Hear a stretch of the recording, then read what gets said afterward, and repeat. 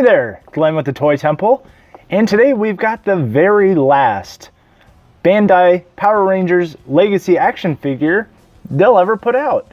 It's the Red Ranger in the Green Ranger armor, and already I see a few things about this that I'm not sure on. Taking a look at the packaging real quick, we've got the gray new box style. It's gonna go away eventually, but this is what they came out with to end the series. And I like the black better, but this is fine. It kind of draws your eye while you're looking down the toy aisle. Down here you've got the only Gamestop sticker, and I did pick it up at Gamestop. They had 3 of them, which was nice. I had my choice of selection. The swords in the other packaging were a little bent. This one looked okay, so out of the 3 I chose this one. On the side you just got, I don't know, smoke? What are they doing there? Nothing. And the box on the back is a little plain. You've got the logo up here. Red Ranger looking awesome with his sword and dragon dagger. And then down here you've got the armored Red Ranger right here. Blue Psycho and Red Psycho Rangers from Power Rangers in Space, which is fine. But there's other Rangers to be had. I swear, they had other Rangers. On the bottom it says $22.99. That's what I bought it for. On the other side, more smoke, and let's crack it open and see what exactly makes this Red Ranger so special.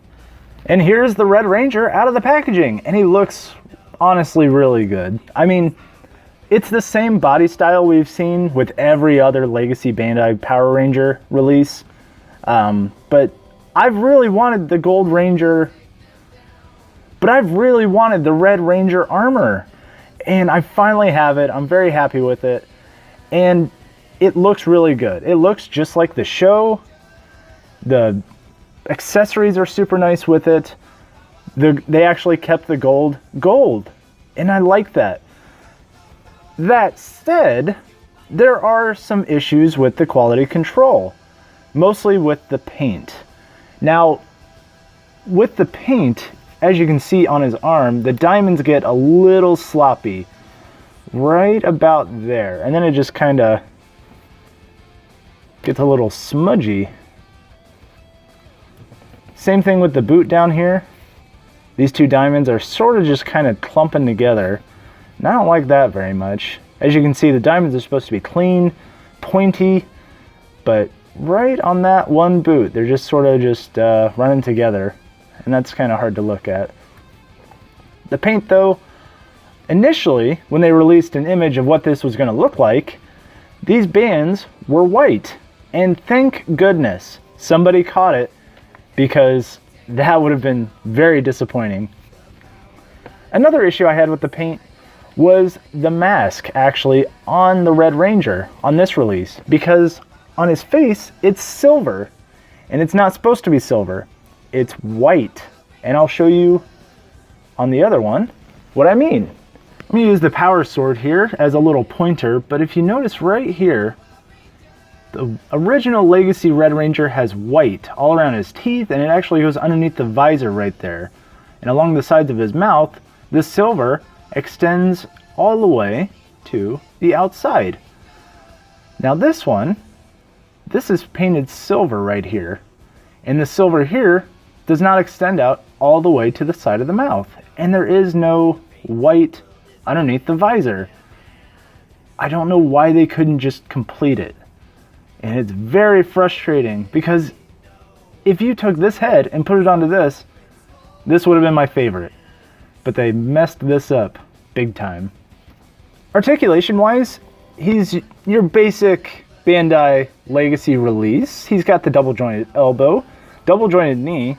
He's got a kind of ball joint hip right here. It's got good range of motion, but it exposes these ball joints way too much. He's got ankle pivot. Ankle goes up and down.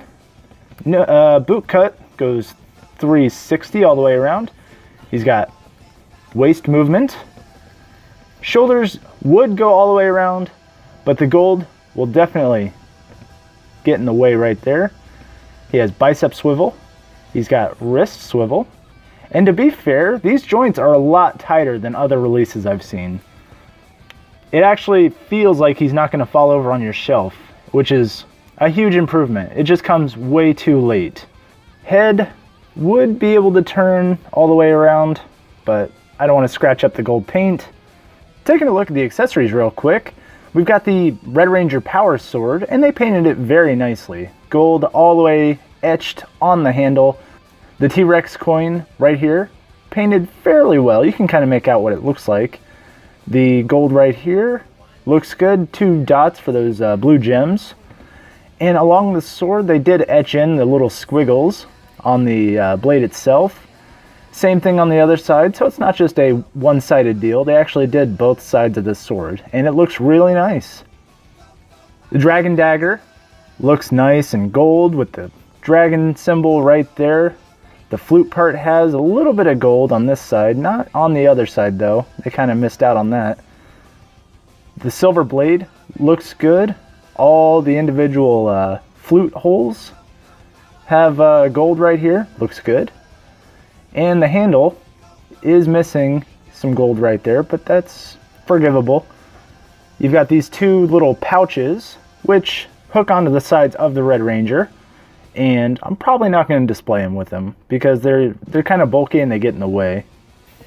And then it wouldn't be a complete Power Rangers Legacy figure without one of these little dumb blasters that do not transform into the blade version.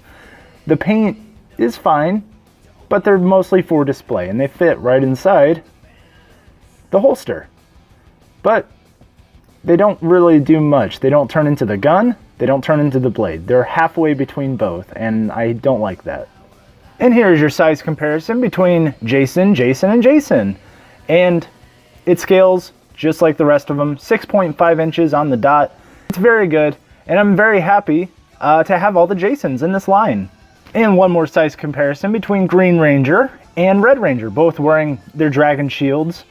And, you know, it's the same mold, honestly, but I like both. They kept it the same, and thank goodness. We didn't get any weird yellow macaroni color. It's gold paint, and I'm very thankful for that. So what do I think? All in all, paint blemishes, it's the final release. I think this is just fine. 3.75 out of 5.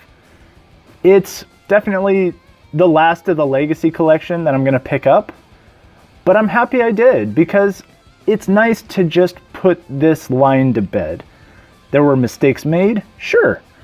But other than a few Zord releases, they kind of messed up the action figures.